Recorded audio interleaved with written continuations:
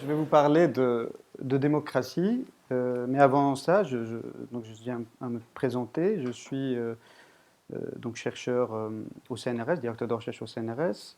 Euh, J'enseigne dans les départements de mathématiques appliquées et d'économie à l'école polytechnique, mais je suis professeur dans le département d'économie. J'interviens dans les deux, et je suis, comme on va dire, je travaille sur le domaine de la théorie des jeux comme Jean Tirole, décision collective.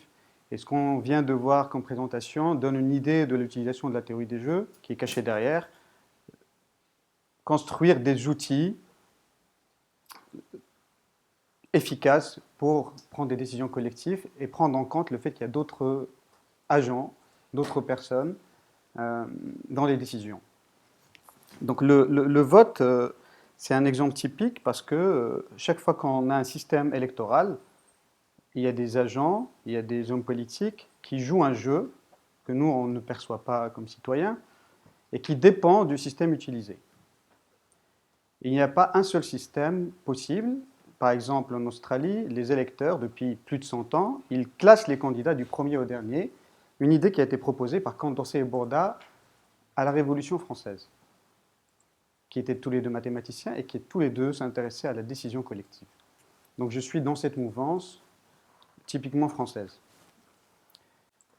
Les déboires du système majoritaire, qui est le système que vous connaissez par cœur, qui vous semble être un système unique, qui n'a pas d'équivalent.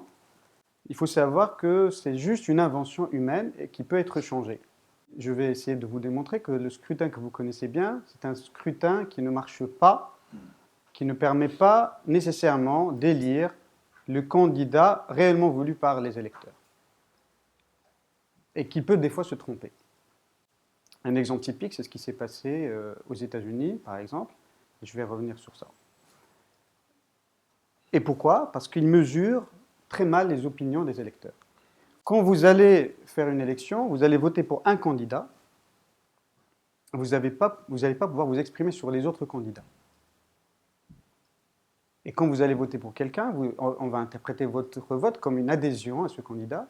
Peut-être que vous allez voter par dépit, peut-être vous avez voté par protestation, mais peut-être vous aimez le candidat pour lequel vous avez voté, mais tous ces votes vont être additionnés de la même façon. On va rajouter 1 kilomètre à une pomme et on va dire ça fait 2. Ce n'est pas une bonne façon d'agréger les opinions. Il y a un autre problème, c'est le jeu nuisible des candidatures.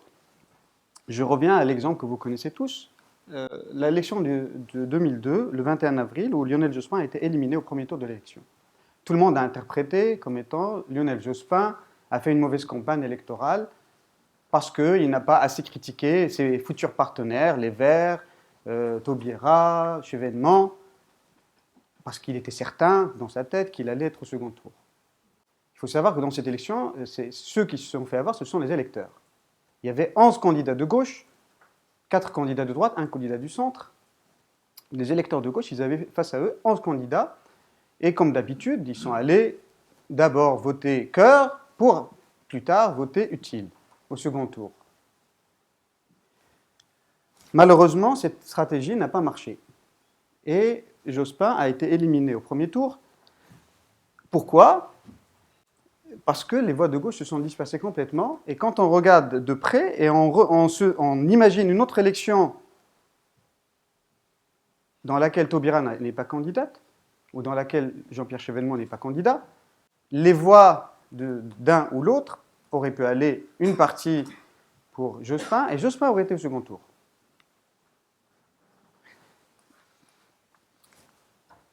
Second tour, Le Pen, on a mesuré que Le Pen était deuxième, donc Le Pen, c'était un bon candidat, il est au second tour, mais il a été écrasé au second tour. Comment quelqu'un qui peut être écrasé à 80% peut légitimement être au second tour?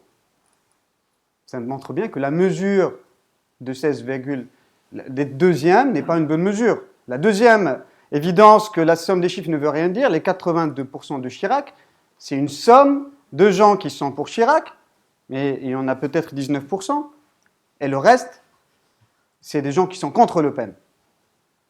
Et personne ne s'est trompé sur ce chiffre. Personne n'a pensé que 82%, c'est une élection soviétique pour Chirac, qui est adorée par les électeurs. En fait, même quand vous avez un score de 51 à 49, ça ne veut rien dire. Peut-être que les deux candidats sont excellents, tellement excellents que les gens ont hésité entre les deux, et peut-être qu'ils sont tous les deux médiocres, mais il n'y avait pas le choix, il n'y avait que ces deux candidats-là. Impossible d'interpréter le sens d'un résultat électoral. Rappelez-vous, pour ceux qui ont l'âge de se rappeler de ça, Pasqua avait les signatures pour être candidat. À la dernière minute, il ne s'est pas présenté. Il aurait pu être candidat. S'il avait été candidat, il aurait pu prendre suffisamment de voix à Chirac.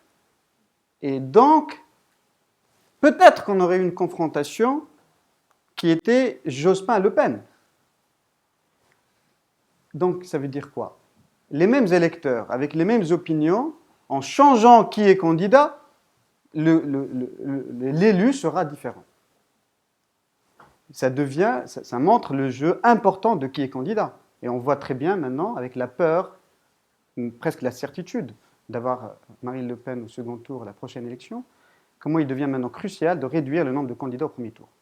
Il est même probable qu'il y ait une élection primaire à gauche avec Hollande pour essayer d'éliminer le fait qu'il y a des Verts et d'autres candidats qui se présentent à l'élection. Donc ça, c'est un effet tout à fait nuisible.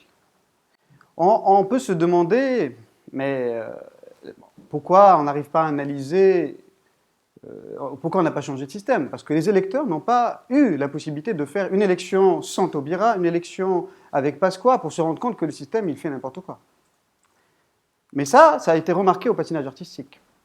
En 1997, championnat d'Europe du patinage artistique, il y avait un certain Vlachenko qui n'a pas encore fait sa performance et d'autres candidats qui sont déjà passés. Et il y avait ce classement où Candeloro était troisième, médaille de bronze. Qu'est-ce qui s'est passé?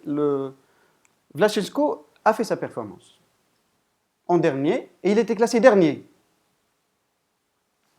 On avait déjà Candeloro qui est passé, Zago Rodniuk est déjà passé, donc on peut s'attendre à ce que les médailles ne changent pas. Vous êtes tout à fait d'accord avec moi.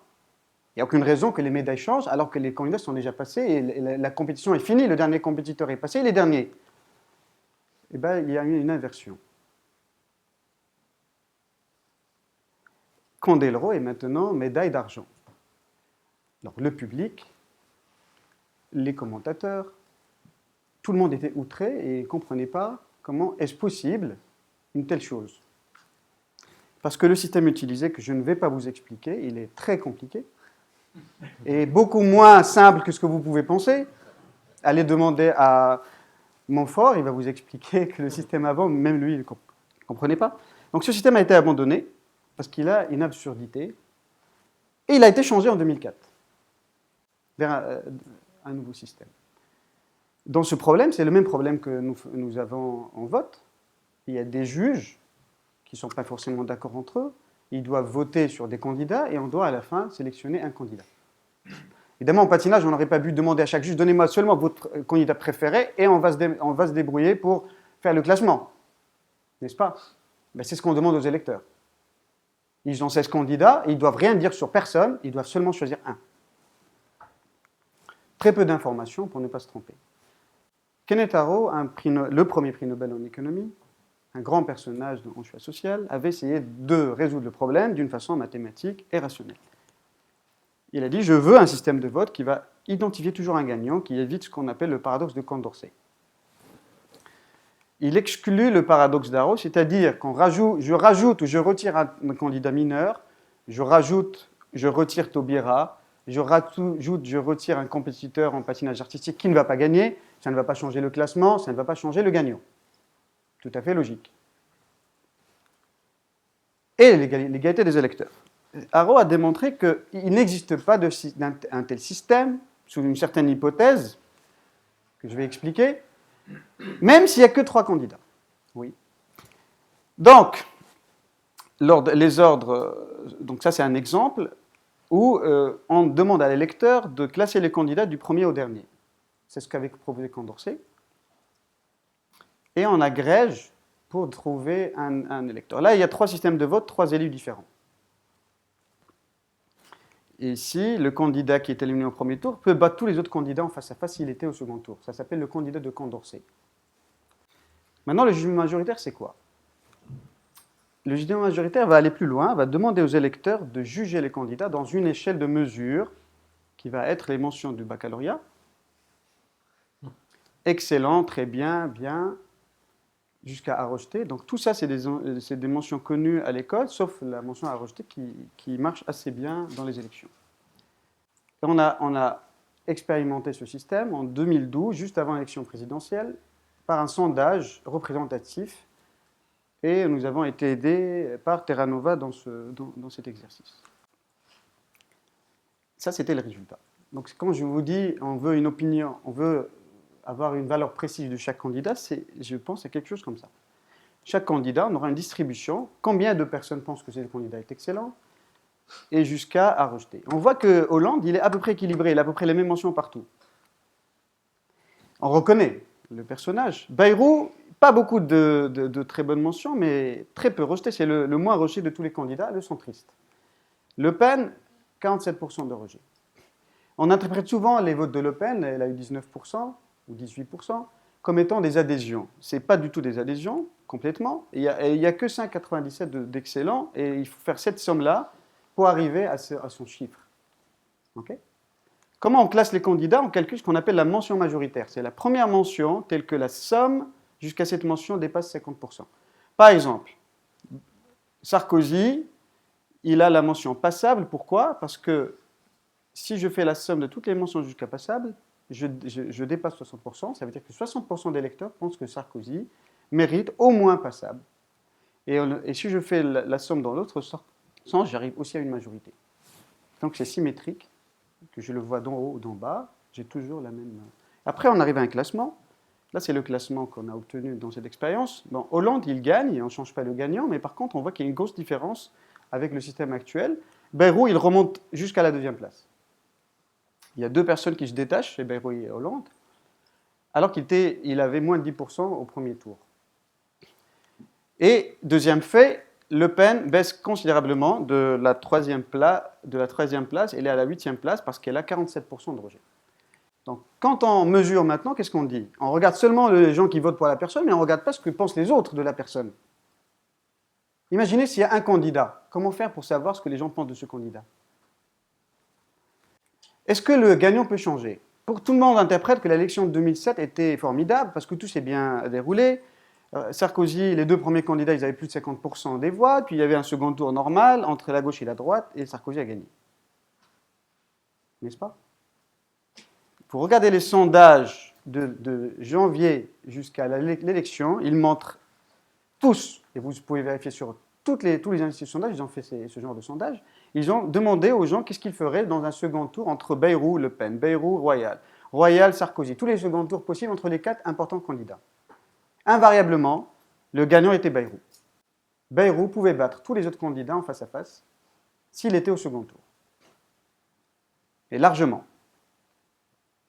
Donc c'est ce qu'on appelle le gagnant de Condorcet. Et comme avait remarqué Condorcet il y a 200 ans, comme avait remarqué Borda, le gagnant de Condorcet peut être éliminé au premier tour de l'élection.